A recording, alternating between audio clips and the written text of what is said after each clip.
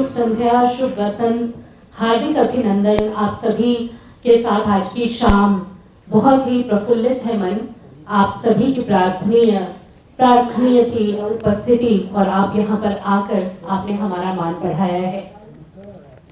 जैसा कि आपको ज्ञात है, नवोन्मेष और रंग पाखी के सहयोग से आज का ये मंचन होना है, जिसका नाम है कश्मीर माई अनफॉरगिवेबल मिस्टेक।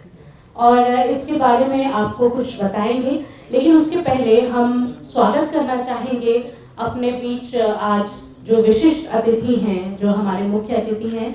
सबसे पहले माननीय सांसद श्री जगदम्बिका पाल जी का हम अभिनंदन करते हैं और चाहते हैं कि वो मंच पर पधारें एवं रंग पाखी के अध्यक्ष भानु प्रताप सिंह से ये अनुरोध करते हैं कि कृपया आप साथ में लेकर मंच पर आएं एवं आपका स्वागत अभिनंदन करें।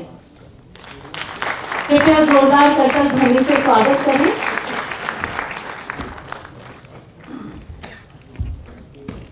पुष्पगुच्छ देकर आप अभिनंदन करें।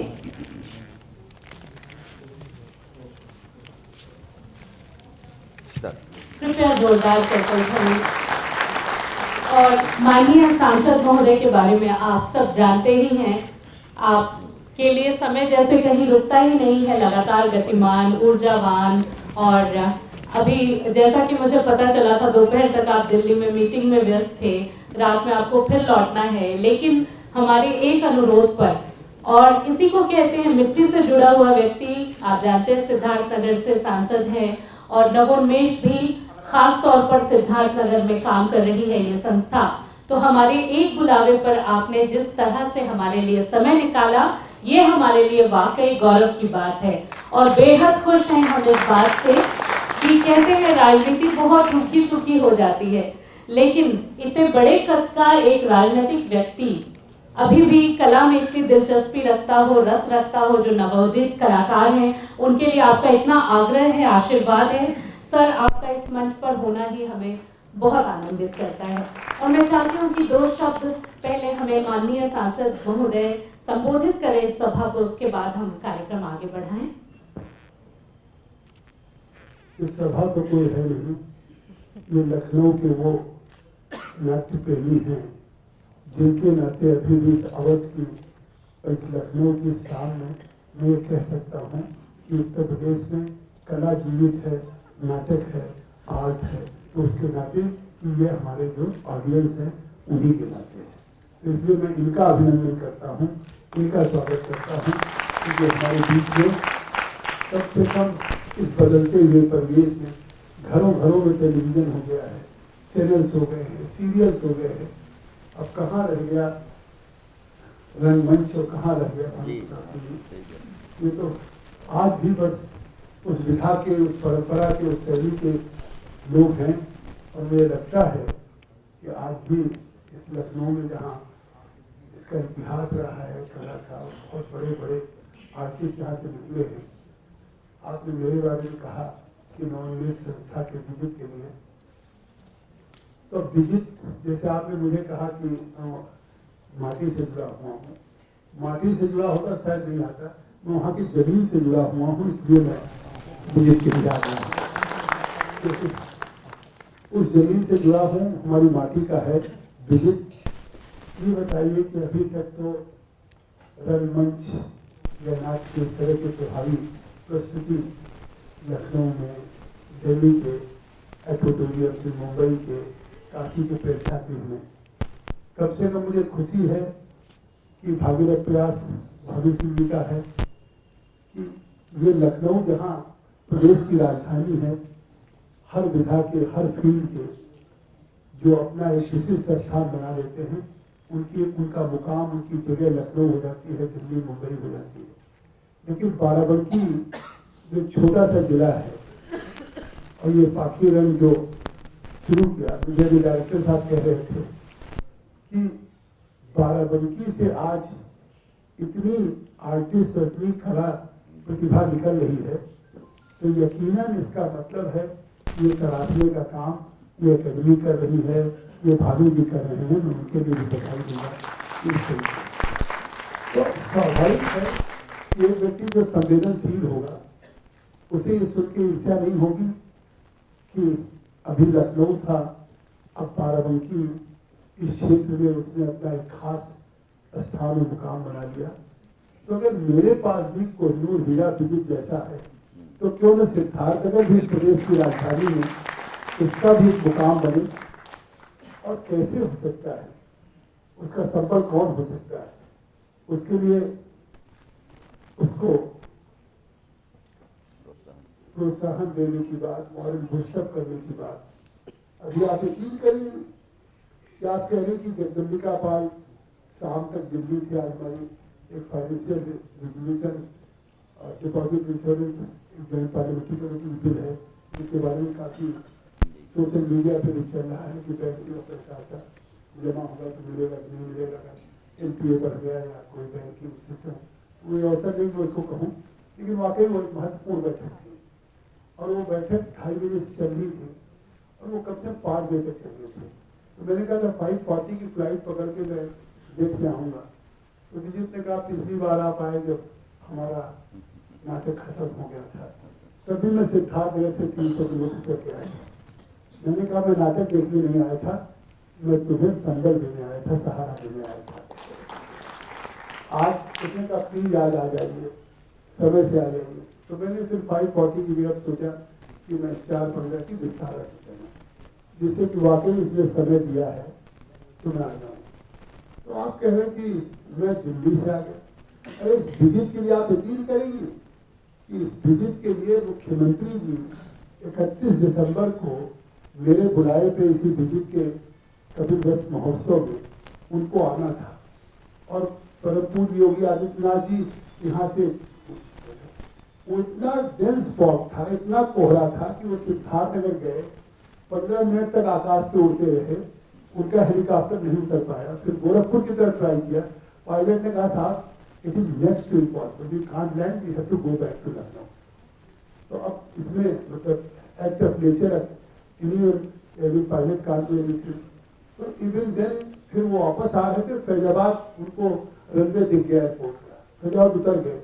मुझे फोन हुआ तो मैंने कहा मुख्यमंत्री जी, जब उन्होंने आप चाहते नहीं सिद्धार्थनगर में आऊँ, इस दिन कोहरा था, तो मैंने कहा कि अब तो आप नहीं आएंगे तो लोग कहेंगे कि वाकई आप नहीं आना चाहते थे, इसलिए आप नहीं आए। तो मुख्यमंत्री का हेलीकॉप्टर नहीं उतरेगा, जो इतना कोई प्रभावशाली व्यक्ति हो।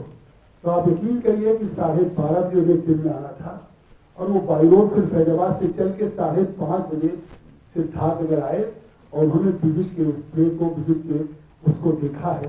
एक प्रदेश का मुख्यमंत्री एक इतनी छोटी सी प्रतिभा को अगर तराशने का काम कर रहे हैं तो जगदम्बिका पाल का दायित्व था कि जगदम्बिका पाल इस जगह से इस स्तर से आकर के और इसको आज के इस क्षेत्र निश्चित तौर से उपस्थित हों। और मुझे लगता है कि जिस तरह से सिद्धार्थनगर में भी हमारा शुरू हुआ है कि हम लोग इस नवोन्मेष संस्था में साल में काफी प्ले करते हैं। फिर कपिलवस्तु महोत्सव में 1-2 दिन का 3 दिन का होता था।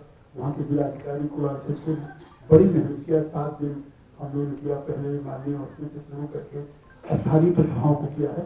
मुझे लगता है कि इस सरकार में यकीन करिए योगी आदित्यनाथ जी ने जो बात कही, पहले लगता था कि महोत्सव के नाम पे लखनऊ महोत्सव या फिर सफाई महोत्सव, लेकिन आज मुझे लगता है कि कम से कम योगी आदित्यनाथ जी के मन में यह है कि अब केवल लखनऊ महोत्सव या सफाई महोत्सव न हो, हर शहर का महोत्सव हो और हर शहर में जो प्रतिभा हो उसको निखरने का मौका मिले, उसको आगे आने का मौका मिले।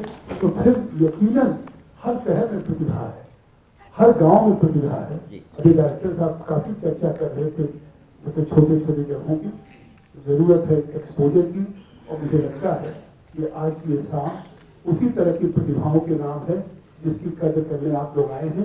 तो एक बार आपके लिए फिर से जोरदार तालियां कि आप सब लोग इस तरह की प्रतिभाओं को आगे लाने का काम कर रहे हैं। और इसलिए भानु भाई बहुत मेहनत कर रहे हैं। मेरे डायरेक्टर साहब हमारे साथ रमेश सिंह साहब आए हैं, उत्तर प्रदेश के भाजपा के वरिष्ठ नेता हैं, और संजय पंकज जी हैं और सब लोग हैं। और मैं आपका आभार व्यक्त करता हूँ क्योंकि ये अवसर है नहीं, ये तो मेरे अपने दिल के भाव थे, उसी अभिव्यक्ति को मैंने व्यक्त किया है। ये अवसर को भाषण करेंगे। बहुत बहुत धन्यवाद। बहुत अच्छा लगा सर, आपसे अनुरोध करती हूँ 2 मिनट मंच पर आप और रहें। हम अपने विशिष्ट अतिथिगण को भी यहाँ बुलाकर एक साथ दीप प्रज्वलन और स्वागत अभिनंदन कर लें।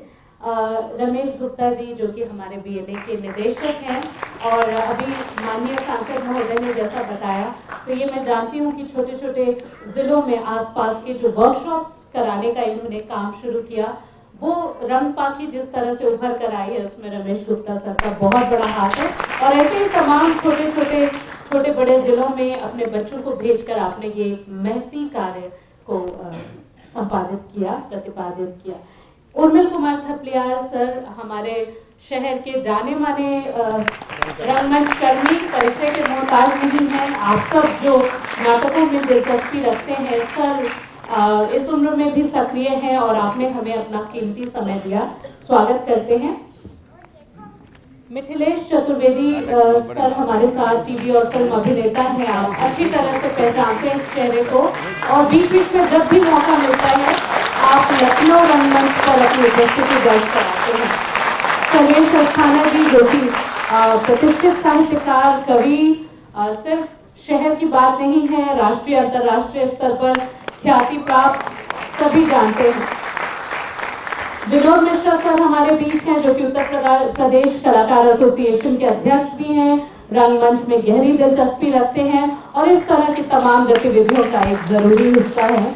और मैं अब रंगपाखी के उपाध्यक्ष वीर प्रताप सिंह से भी अनुरोध करती हूँ कि कृपया मंच पर आए, और आप सब भानु प्रताप सिंह जी एवं वीर प्रताप सिंह जी मिलकर आप श्री रमेश सिंह जी आपसे भी हम अनुरोध करते हैं कृपया मंच पर आए। पुष्पगुच्छ द्वारा स्वागत अभिनंदन हमारे सभी आज के जितने गणमान्य अतिथि हैं।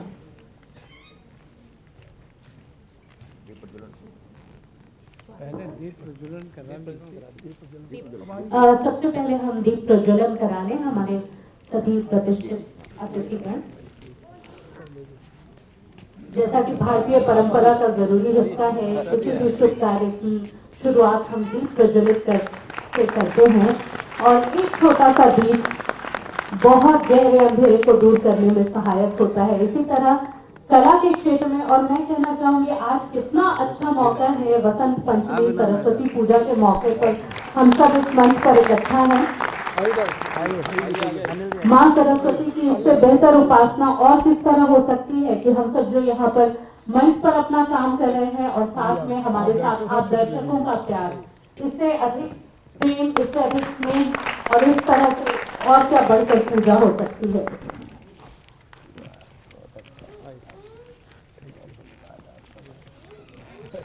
कृपया उपाध्यक्ष एवं अध्यक्ष रंगपाखी आप दोनों लोगों से मेरी अनुरोध करती हूँ हमारे गणमान्य अतिथियों का स्वागत करें, और हमारे दर्शकों से एक छोटी सी अपेक्षा की करतल ध्वनि से इस क्षण हमारे अतिथिगण का स्वागत करें।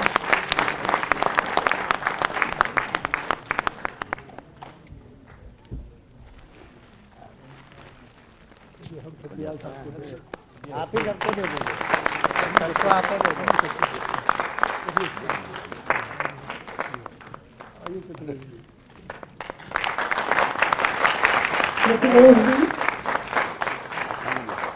सलेश अस्थाना जी, विनोद मिश्रा जी, रमेश जी, डायरेक्टर साहब और हमारे डायरेक्टर रमेश गुप्ता जी। आपके सहयोग के बिना, आपके आशीर्वाद के बिना कोई काम संभव ही नहीं है। हाथ लगा दिए।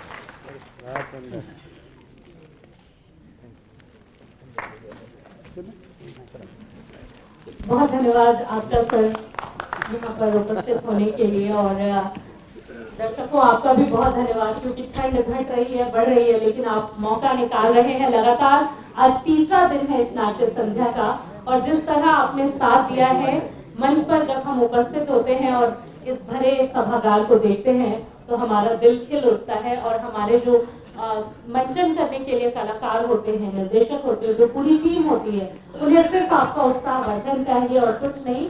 आप जानते हैं कि आज का जो ये नाटक है कश्मीर माई अनफॉरगिवेबल मिस्टेक। इसके बारे में ज्यादा नहीं बताऊंगी क्योंकि जो इसके निर्देशक हैं, जिन्होंने लिखी है ये पूरी लिखा है नाटक, उन्होंने भी मुझे कल कुछ बताने से इनकार कर दिया था, ये कहकर कि आप देखिए तो मजा आएगा। तो मैं भी आपके सामने जाहिर नहीं करूंगी ज्यादा चीजें कि क्या है, आप देखिए तो मजा आएगा। लेकिन कुछ चीजें हैं जो मैं जरूर कहना चाहूंगी, आप बहुत मनोयोग से देखें। उसके लिए अपना मोबाइल फोन कृपया स्विच ऑफ कर दें, कई बार भूल जाते हैं हम, या फिर साइलेंट मोड पे कर दें, क्योंकि कलाकारों को बहुत एकाग्रचित होना पड़ता है, एक छोटी सी आवाज से भी उनका ध्यान भंग होता है। कृपया इस निवेदन का ख्याल रखें।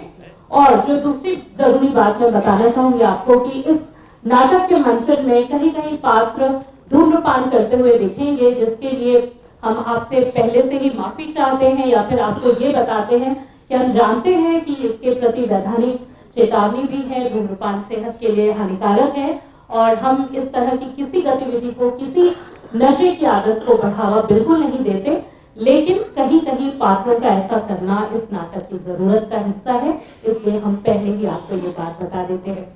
अब जो तीसरी बात है, और जो कहकर मैं इस मंच से थोड़ी देर के लिए विदा लूंगी, वो ये कि इस नाटक के नाम से ही आपको मालूम चल रहा होगा कश्मीर है, तो कुछ चीजें होंगी जो कहीं पर आपका तर्क उसको छू रहा होगा, नहीं छू रहा होगा। आप देखेंगे एक नया चिंतन, कहेंगे कि एक ये अनूठा प्रयोग है, ये अपने आप में प्रयोग धर्मी दौर चल रहा है, और बहुत अच्छी बात है। मैं इस पर खुशी जाहिर करना चाहूंगी कि जब कहा जा रहा है हिंदी नाटकों के इतिहास में क्या नाटक खत्म हो गए हैं, या क्या वही बार बार नाटक दोहराए जा रहे हैं, तो ऐसे में विजित सिंह हमारे बीच नवोन्मेष और रंग पाखी, इन दोनों संस्थाओं के तहत ये नाटक लेकर आते हैं, जो कि अपने आप में एक अनोखा प्रयोग है, एक अनोखा प्रयोग है, और एक व्यक्ति के चिंतन मनन से उपजा हुआ है। कहीं भी हमारा ये उद्देश्य नहीं है इस नाटक के प्रति किसी व्यक्ति विशेष की भावनाओं को ठेस पहुंचाया जाए, या फिर किसी राजनीतिक दल के मत को किसी तरह से ठेस पहुंचाया जाए। ये हम आपसे शुरू में ही निवेदन करते हैं कि आप इस नाटक को सिर्फ एक चिंतन मनन और एक नाटक के दृष्टिकोण से ही देखें, और इसके अलावा कल्पना होने के बावजूद पूरी तरह से फॉल्स नहीं है, पूरी तरह से काल्पनिक नहीं है।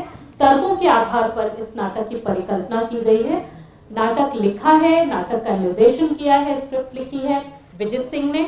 अभी वो व्यस्त हैं, बाद में हम उनसे आपका परिचय जरूर करवाएंगे। और ये कहने के साथ अब मैं मनीषा चौधरी ये मंच हवाले कर दूं, जो कलाकार जिनका आपको भी बेसब्री से इंतजार होगा, और उन्हें भी अपनी परफॉर्मेंस का बहुत शुभकामनाओं के साथ इस नाटक के मंचन की शुरुआत करते हैं।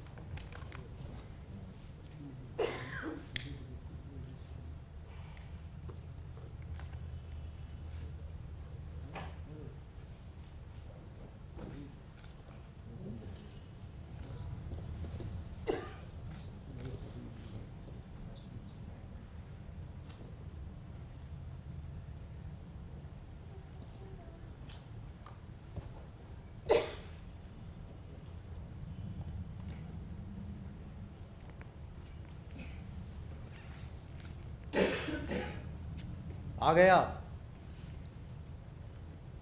इतने दिनों से याद कर रहे हो, कैसे ना आता। बहुत इंतजार कराया आपने। आना तो पहले ही चाहता था, पर व्यस्तताओं के आगे मजबूर था। अभी भी पहले ही जैसी व्यस्तता बनी रहती है क्या आपकी? उतनी तो नहीं, लेकिन फिर भी इतनी रहती है कि चाह कर भी खुद तक के लिए समय निकाल पाना बड़ा मुश्किल होता है। आपका नाम तो हमेशा के लिए राष्ट्र संपत्ति घोषित हो चुका है, तो फिर खुद के लिए समय ना निकाल पाने का अफसोस तो नहीं होना चाहिए आपको? मैंने अफसोस को व्यक्त किया, तुम्हारे प्रश्न का उत्तर दिया है। खैर छोड़ो ये सब। ये बताओ कि तुम मुझसे इतने दिनों से मिलना क्यों चाह रहे थे? कुछ दिखाना है आपको? क्या है कुछ ऐसा जो मुझे वर्षों से सोने नहीं दे रहा? दिखाओ, लेकिन समय का विशेष ध्यान रखना।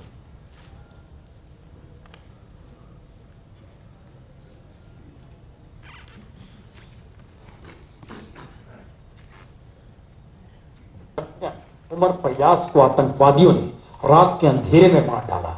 उस शहीद की आखिरी रात की कहानी सुनकर आपके रोंगटे खड़े हो सकते हैं। जम्मू कश्मीर के एक बहादुर बेटे ने वतन की हिफाजत की कसम खाई तो पाकिस्तानी पैरोल पर पलने वाले आतंकवादियों ने उस जवान के कत्ल से पहले इतनी बुरी यातना दी जिसकी कोई हद नहीं।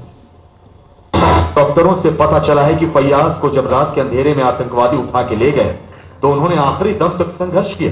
आतंकवादियों ने उनके जबड़े तोड़ डाले, उनके दांत निकाल लिए, उनके घुटने तोड़ दिए। उसके बाद शरीर के दूसरे हिस्सों पर भी चोट पहुंचाई और आखिर में सिर और छाती पर 2 गोलियां दागी। फैयाज के शरीर पर चोट के 11 बड़े निशान। जम्मू और कश्मीर आज आतंकियों के लिए खूनी खेल का मैदान बन गया है। पाकिस्तान के इशारे पर काम करने वाले वो आतंकी नहीं चाहते थे कि फिर से कश्मीर इस धरती की जन्नत बने, इसीलिए वो हर उस शख्स को खत्म कर देना चाहते हैं जिसने कश्मीर का नाम बनाया, उसे शानदार पहचान दे। पाकिस्तान वालों को समझा दो या फिर पाकिस्तान को खत्म ही कर दो।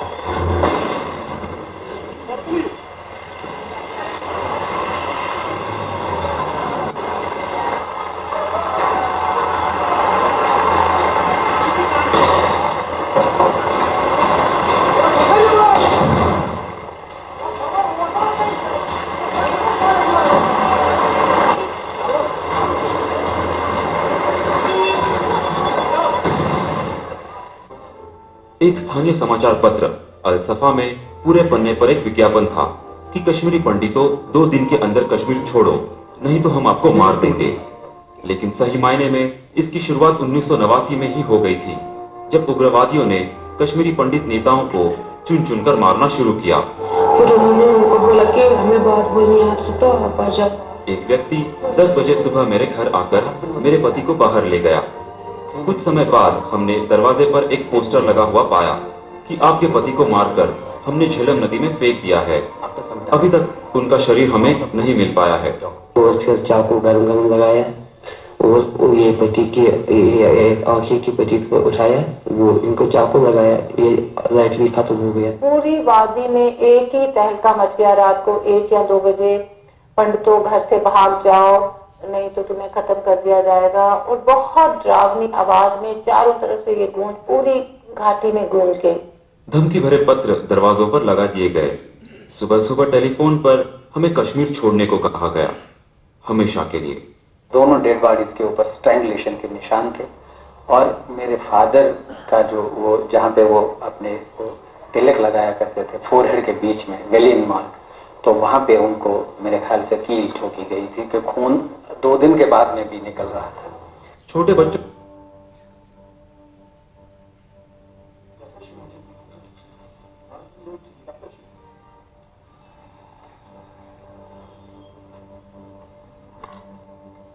हम बनाते हैं पाकिस्तान का एजेंडा, क्यों नहीं बनाएंगे?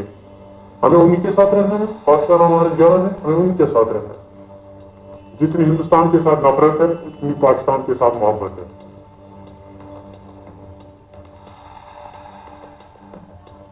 तो आईसिस का क्या है वहां पे मतलब? हाँ, हमने निकाले थे, ऐसे फ्लैग्स हम निकाल रहे थे।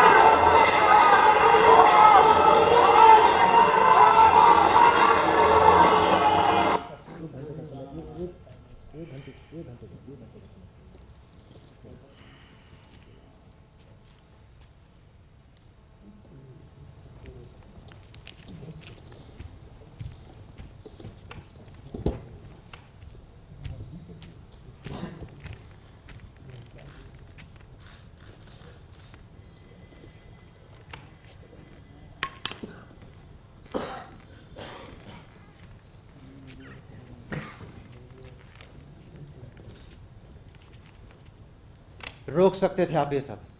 मैं जो कर सकता था मैंने किया। अगर आपने वाकई कुछ किया होता तो आज ये हालात नहीं होते। और अगर कुछ ना किया होता तो पूरा कश्मीर उनका होता। एहसान न जताइए जनाब, देश आपके हाथ में सौंपा था हमने। आपके प्रधानमंत्री बनने के बाद अगर 1 इंच जमीन भी भारत के हाथ से गई तो ये सरासर आपकी हार है।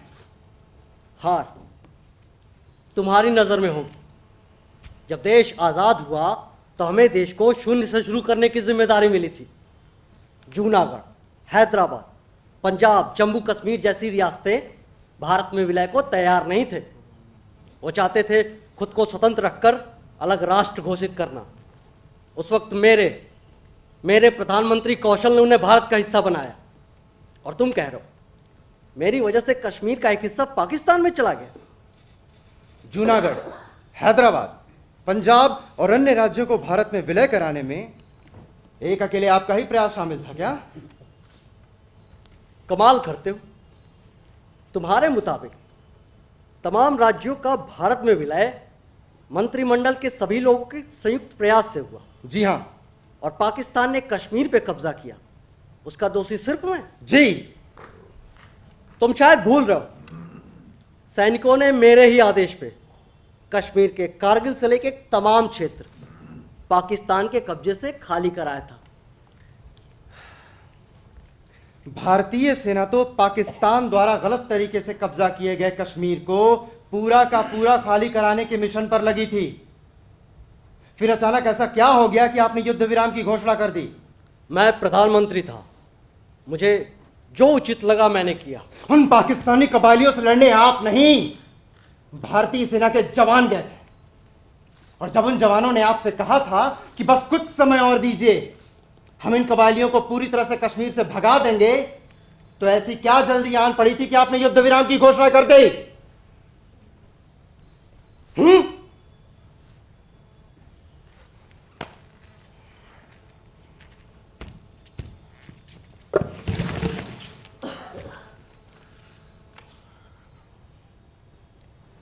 सच तो यह है कि आपको देश बचाने से ज्यादा इस बात की चिंता थी कि कैसे खुद को अंतरराष्ट्रीय क्षितिज पर एक कुशल राजनीतिज्ञ के रूप में स्थापित किया जाए।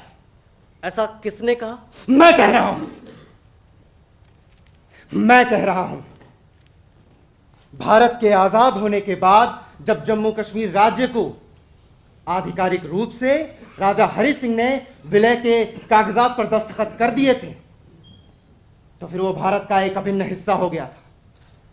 बतौर प्रधानमंत्री उसकी रक्षा करना आपका दायित्व था। भारतीय सेना पूरे दमखम से पाकिस्तान द्वारा कब्जा किए गए कश्मीर को खाली कराने में लगी थी। फिर क्यों चले गए थे आप संयुक्त राष्ट्र संघ से दया की भीख मांगने? भीख मांगने नहीं, इंसाफ मांगने। मिला। लेकिन पाकिस्तान ने उनकी बात का पालन ही नहीं किया। भारत के बच्चे बच्चे को पता था कि पाकिस्तान के खून में ही दोगलापन है। आप प्रधानमंत्रियों की बात नहीं जान सके? अरे अगर इतनी ही साफ गोई होती उनके चरित्र में तो वो उस जमीन पर कभी कब्जा ही ना करते जो उनकी थी ही नहीं। मैं सत्य की राह पे चलकर भारत को अंतर्राष्ट्रीय स्तर पर आदर्शवादी राष्ट्र के रूप में स्थापित करना चाहता था। उन्होंने जो किया उसका परिणाम आज सबके सामने। पूरा विश्व ने आतंकवादी राष्ट्र के रूप में देख रहा है। उन्होंने जो किया वो उनका देश जाने, लेकिन कश्मीर को पाकिस्तानी कबायलियों से खाली करा रही सेना को मध्य में ही आपने युद्ध विराम का आदेश देकर भारत को जो जख्म दिया है उसे कभी नहीं माफ किया जा सकता। एक ही बात को कितनी बार दोहराओगे? कमाल है साहब, एक बात को 2 बार क्या बोल दिया? आप तो बुरा मान गए। जरा सोचिए उन सैनिकों पर क्या बीतती होगी जो रोज पत्थर खाकर भी मजबूरन अपनी देश की सेवा के लिए अड़े खड़े रहते हैं। जरा सोचिए उन सैनिकों के घर वालों पर क्या बीतती होगी जो हमेशा इस बात से डरे रहते हैं कि न जाने कब कश्मीर में तैनात उनके जवान बेटे की शहादत की खबर आ जाए। जरा सोचिए उन हजारों कश्मीरी पंडितों पर क्या गुजरी होगी जिन्हें जबरदस्ती अपने ही घरों से निकाल दिया गया, और सिर्फ निकाला ही नहीं गया, उनके सामने उनके बहू बेटियों की इज्जत तार तार की गई। जरा सोचिए उन लोगों पर क्या बीती होगी जो आपके उसी गलत निर्णय के कारण इंडिया बैक, इंडिया भारत वापस जाओ जैसे नारे सुनते होंगे। जरा सोचिए उन लोगों पर क्या बीती होगी जो रोज इस देश में रहकर पाकिस्तान जिंदाबाद के नारे सुनते होंगे।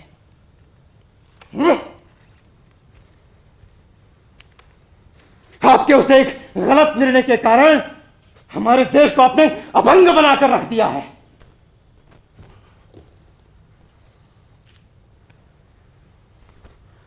अगर जरा भी इल्म होता कि वो एक निर्णय ऐसी त्रासदी लाएगा, ऐसा कभी नहीं करता।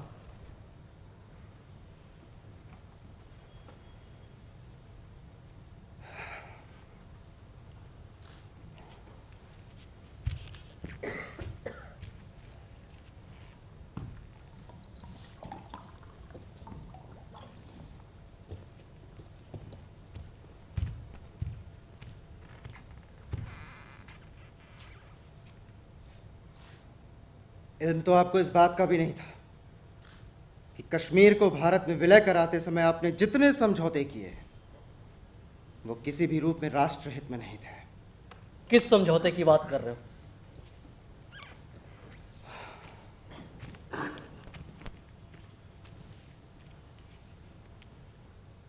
दो निशान, दो विधान, दो प्रधान।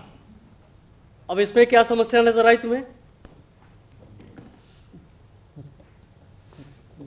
एक देश में 2 झंडे लगाने के समझौते में कोई समस्या नजर नहीं आई आपको? एक देश में 2 प्रधानमंत्री होने के समझौते में कोई समस्या नजर नहीं आई आपको? एक ही देश में 2 अलग अलग कानून होने में कोई समस्या नजर नहीं आई आपको? राजा हरि सिंह जम्मू कश्मीर को इन्हीं शर्तों के साथ भारत में विलय चाहते थे। वो चाहते थे कि उनके राज्य को विशेष राज्य का दर्जा प्राप्त हो। वो चाहते थे कि राज्य में भारत के साथ ही साथ जम्मू कश्मीर का भी झंडा लहराए। वो चाहते थे कि राज्य की जमीन पर सिर्फ कश्मीरियों का कब्जा रहे, बाहर का कोई भी व्यक्ति यहां आके जमीन ना खरीद सके। इस समस्या के लिए मैं जितना दोषी आपको मानता हूं उतना ही राजा हरि सिंह को भी। चलो, कम से कम हमारे ऊपर लग रहे इल्जामों का साथी तुमने किसी को तो बनाया। मुस्कुराइए मत साहब, बहुत छाले हैं शरीर पर। ना तो आपके पास मरहम है और ना ही इतनी आसानी से सूखने वाले। तो कम से कम मुस्कुरा कर इन्हें कुरेदिए तो मत।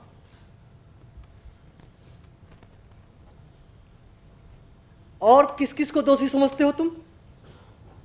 सरदार वल्लभ भाई पटेल, बाबा साहब भीमराव अंबेडकर, राजा न सरदार वल्लभ भाई पटेल न बाबा साहब भीमराव अंबेडकर, सिर्फ आप और राजा हरि सिंह। क्यों? सरदार पटेल तो गृह मंत्री थे और बाबा साहब कानून मंत्री, तो उन्हें कैसे दोषमुक्त कर सकती है तुम्हारी समझ? मेरी नजर में सरदार पटेल इसलिए गलत नहीं थे क्योंकि कश्मीर को लेकर उनके विचार स्पष्ट थे। उनका साफ कहना था कि जब तक पाकिस्तान द्वारा कब्जा किए गए कश्मीर को पूरा का पूरा खाली नहीं करा लिया जाता, तब तक भारतीय सेना को ना रोका जाए। लेकिन आपने बिना उसे सुझाव लिए युद्ध विराम की घोषणा कर दी। इस विषय पर आप में और पटेल जी में जो मत भिन्नता थी, उससे पूरा देश वाकिफ है।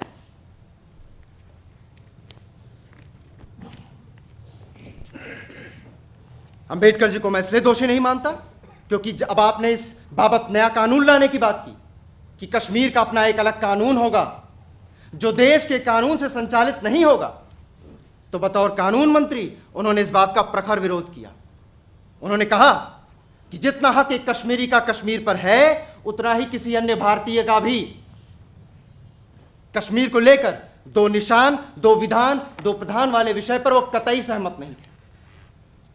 उनके विरोध के बावजूद आपने उन तमाम विषयों पर सहमति जताई जिसके कारण आज भी भारत का सुरक्षा, विदेश और संचार के अलावा कश्मीर पर कोई हस्तक्षेप नहीं है। बतौर प्रधानमंत्री मेरा जो भी निर्णय था उसमें सबकी सहमति समाहित थी, और अगर कोई ये कहकर बच रहा है कि वो मेरे निर्णय से सहमत नहीं था, तो उसका सच उसके साथ और मेरा मेरे।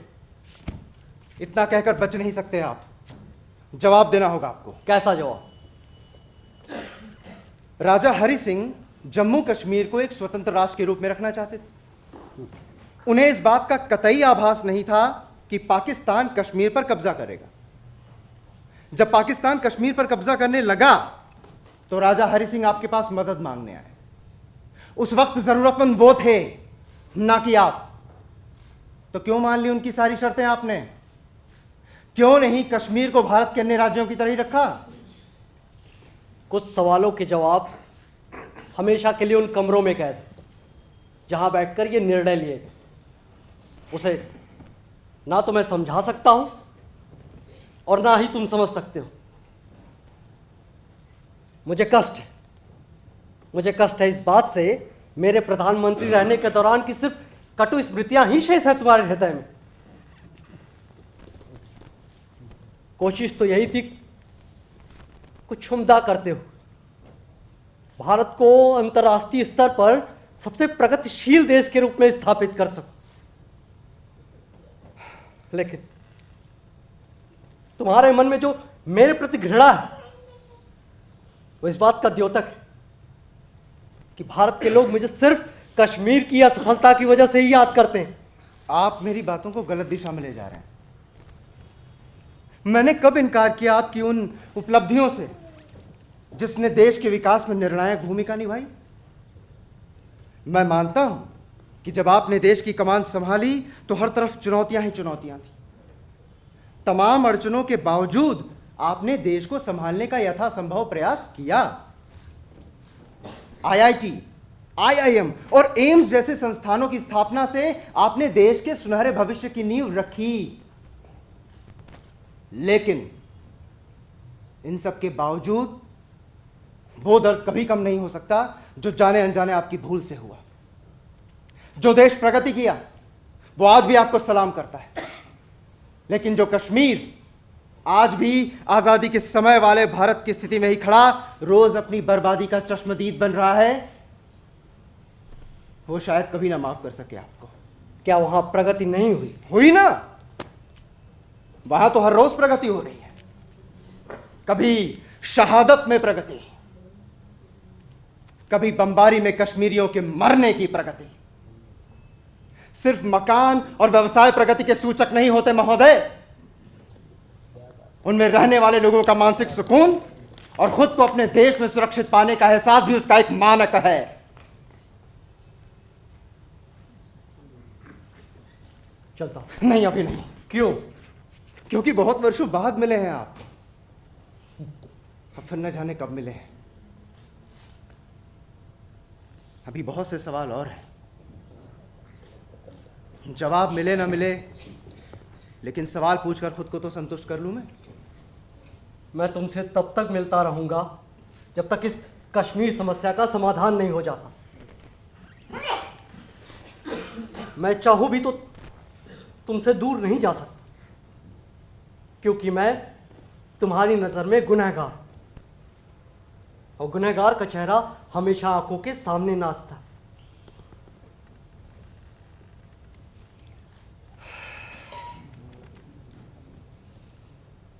एक बात पूछूं? माना कि आपसे गलती हो गई थी, तो बतौर प्रधानमंत्री क्यों नहीं पाकिस्तान अधिकृत कश्मीर को भारत के नक्शे से हटा दिया? क्यों इस बात का झुंझुना पूरे देश को पकड़ा दिया कि वो हिस्सा भी भारत का ही है? अरे अगर नहीं समेट पाए उस हिस्से को भारत में आप, तो सीना ठोककर अपनी हार को स्वीकारना था और हटा देना चाहिए था उस हिस्से को भारत के नक्शे से। कैसी बात कर रहे हो तुम? होश में रहकर बोलो। कश्मीर भारत का हिस्सा था, है और रहेगा। उसे नक्शे से हटाने की बात सोच भी कैसे सकते हो तुम? क्योंकि मर रहे हैं लोग, मर रहे हैं। रोज उसी जमीन से पाकिस्तान हम पर गोले दागता है और मरते हैं हमारे कश्मीरी भाई और सैनिक। तो या तो ले लिया होता पूरा का पूरा कश्मीर, या छोड़ दिया होता उतने हिस्से को जितने पर उन पाकिस्तानियों का कब्जा था। कम से कम रोज की तबाही तो ना देखनी पड़ती।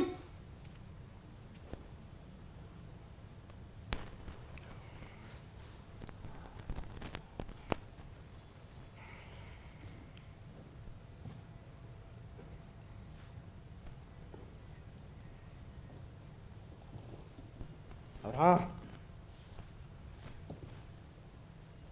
एक बात तो आपको मैं बताना ही भूल गया।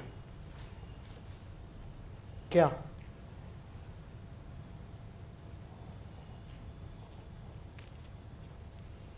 जिन बच्चों से आपको बहुत स्नेह था, अब उन बच्चों ने हाथ में पत्थर उठा लिए हैं। अब वो अपने स्कूल बैग में किताबें नहीं, पत्थर भर कर ले जाते हैं ताकि भारतीय सेना के जवानों को मार सकें। और ये सब उसी जगह पर हो रहा है जिसे आपने विशेष राज्य का दर्जा दिया था।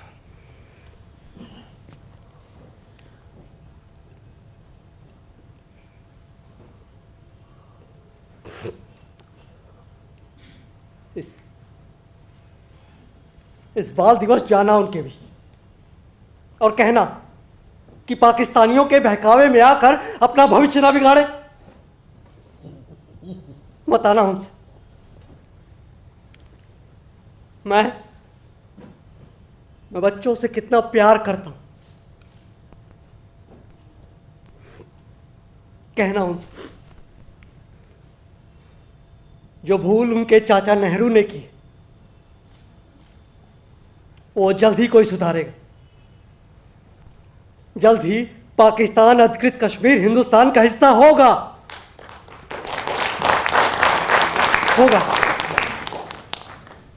और आपको विश्वास है वो मान जाएंगे? मानने को तो कोई ये भी नहीं तैयार था कि हिंदुस्तान कभी आजाद होगा। 200 साल बाद सही आजाद हुआ ना हमारा हिंदुस्तान।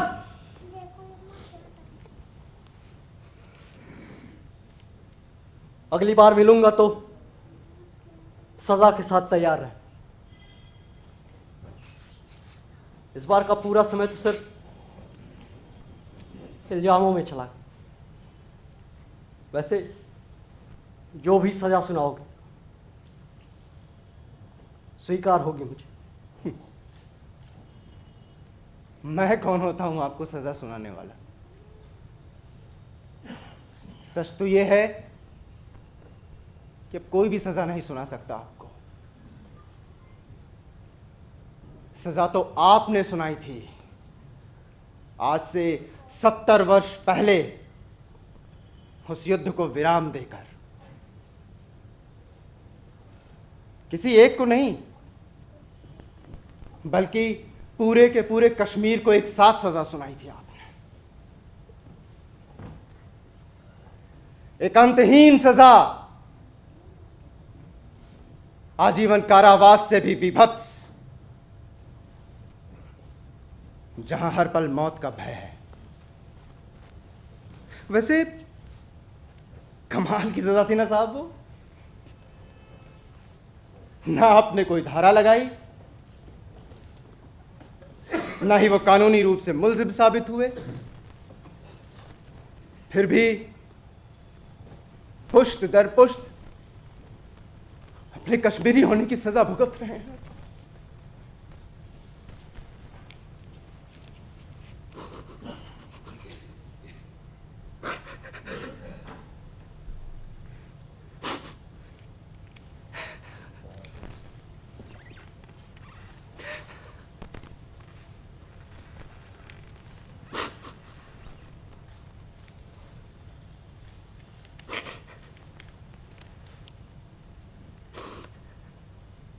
चलता हूं।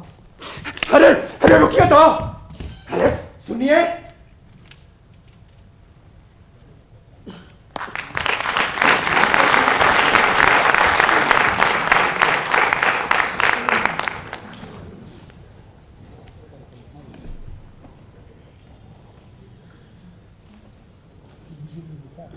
अरे कहाँ जा रहे हैं आप? सुनिए तो।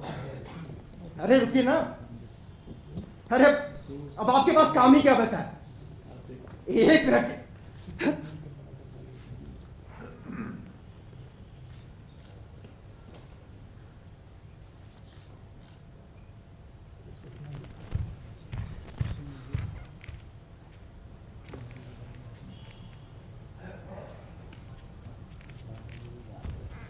अरे वो साहब कहाँ गए? आप लोगों को पता है? हाँ, अरे बताइए ना,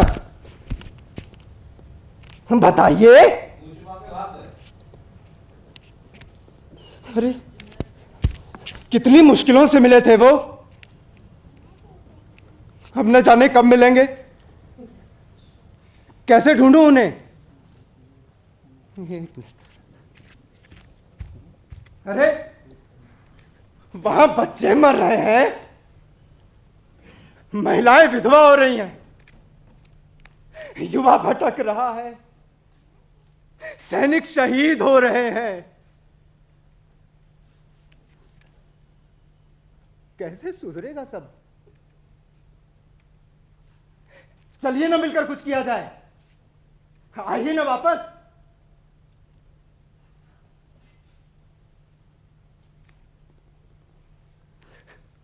आप कितना भी छुप लीजिए, मैं कभी माफ नहीं करूंगा आपको। इतिहास भी कभी नहीं माफ करेगा आपको।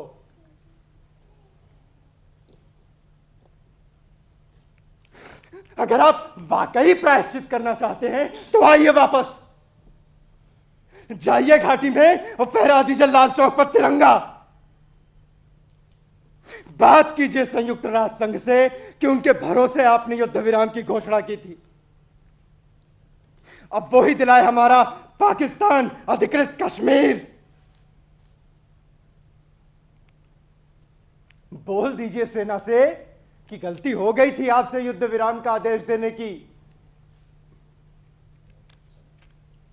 बोल दीजिए आज कि आज आप फिर से आदेश दे रहे हैं कि वो जाए और उस कश्मीर पर तिरंगा फहरा दे जहां पर उन पाकिस्तानियों का कब्जा है।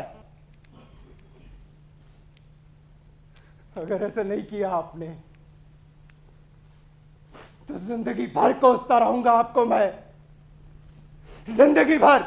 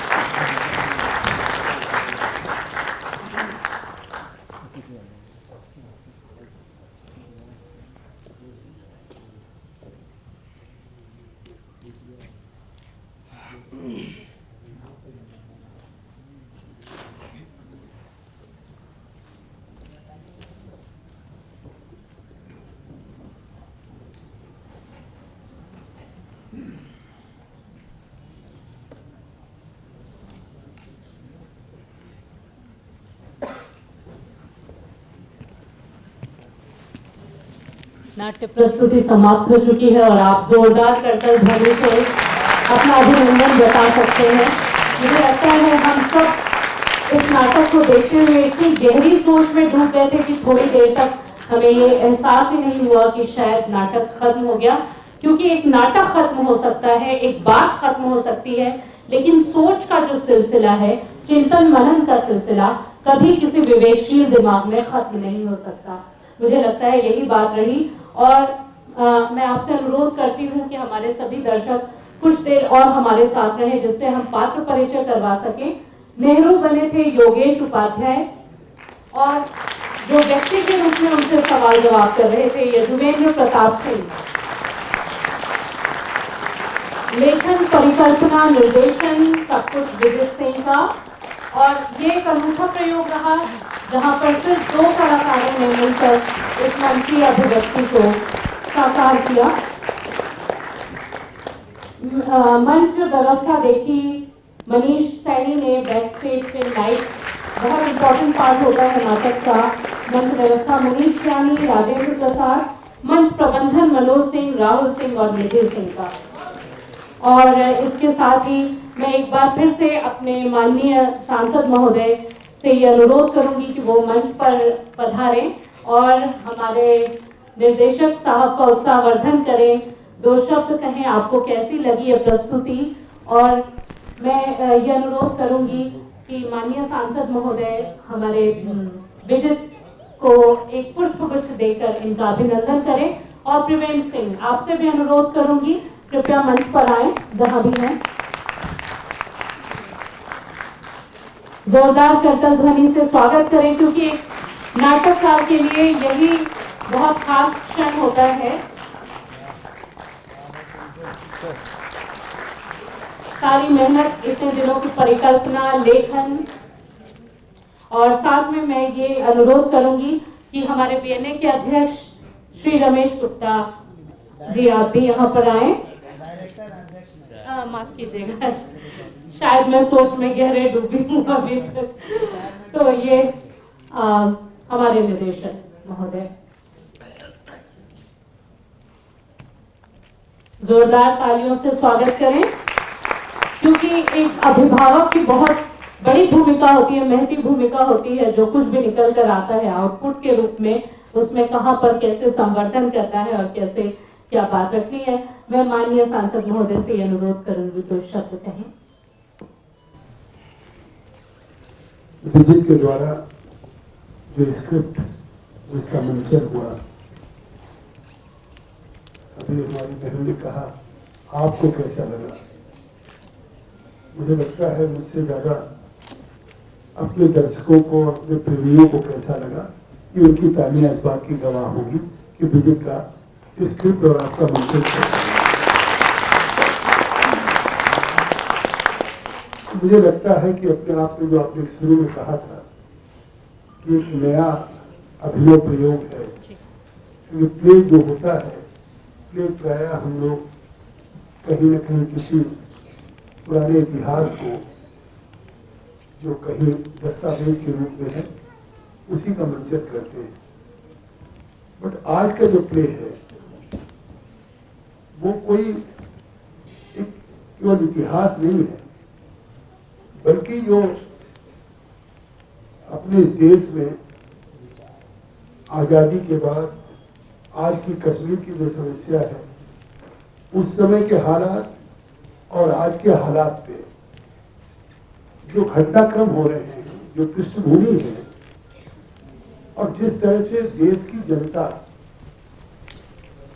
उस पे अपने उसके विचार हैं, उसकी सोच है, उसका मत है, उन सारी चीजों को कि जो पल्सेज है, लोगों की नब्ज है, तो एक सही मायने में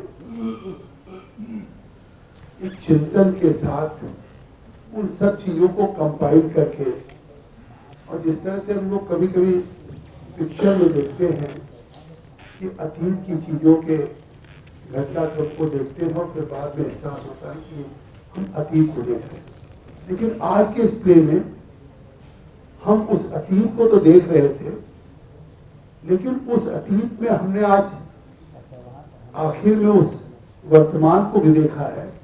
और मुझे लगता है वो दो वाक्य सबको अपील करेगा कि अगर इस देश के लोगों को जब ब्रिटानिया हुकूमत, ब्रिटिश हुकूमत थी, तो वाकई लगता था कि कभी हिंदुस्तान आजाद होगा कि नहीं होगा। $1 मिलियन क्वेश्चन उस समय हुआ करता था जब जंग आजादी की लड़ाई थी।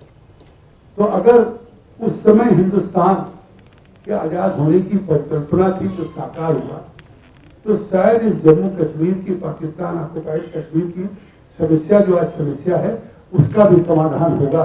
ऐसा निश्चित तौर से आज की जिस प्ले में है, उस सोच में हम नहीं डूबे थे, सबको एक उस समस्या का समाधान नजर आ रहा था।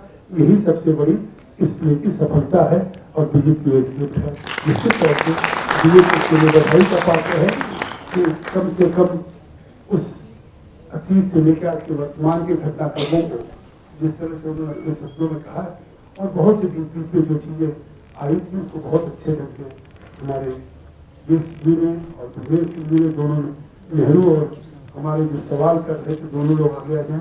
और दो लोगों ने जिस तरीके से एक घंटे के खामोशी, मुझे लगता है कि जब भी हम प्ले देखते हैं, आज के प्ले में आपने खास बात देखा होगा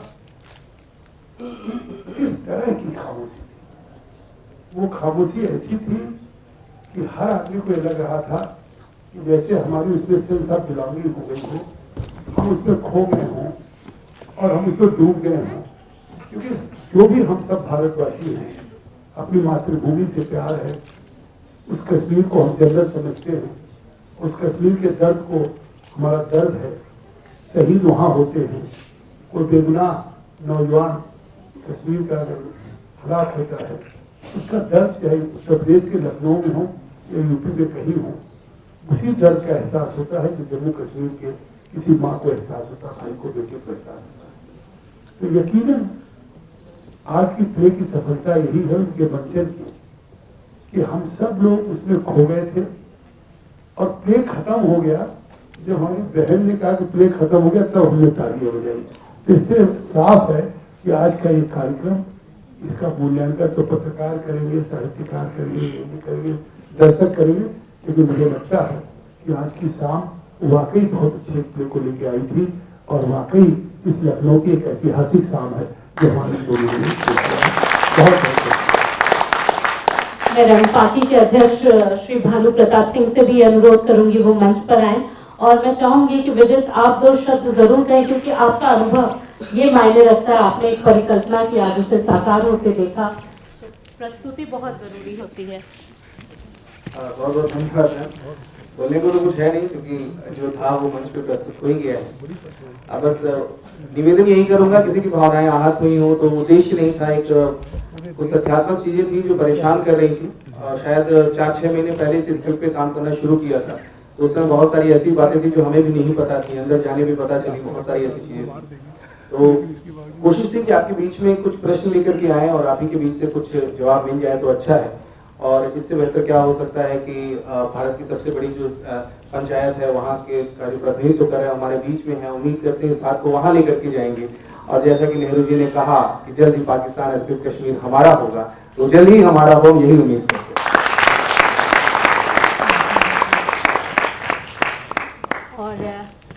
मैं चाहूंगी कि हमारे डायरेक्टर रमेश गुप्ता सर भी दो शब्द कहें आज के इस मंचन के बारे में, इस अनुभव के बारे में।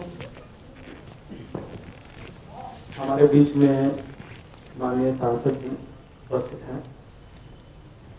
बड़ा ही सौभाग्य का विषय है, इसको देखा है हमने।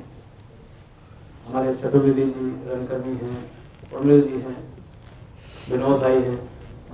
आप सभी लोग रंगकर्म के बारे में बहुत ज़्यादा मुझसे जानते हैं, जैसे राजेश जी पीछे बैठे हुए हैं। लेकिन मेरा एक अनुभव रहा इस नाटक को देखकर कि अब रंगकर्म में इस तरह के नाटकों की जरूरत है, जिससे हमारे युवा जागरूक हो सके, देश की समस्याओं के बारे में परिचित हो सके। रंगमंच एक ऐसा साधन है, एक ऐसा माध्यम है जिसके जो हृदय को छू जाता है, और वो जो भी इस नाटक किसी भी नाटक को देखता है वो उसको सोचने को मजबूर होता है, उस समस्या को सुनेंगे। आज जिनने भी देखा ये नाटक, जिन लोगों ने देखा, वो इस पर विचार जरूर करेंगे।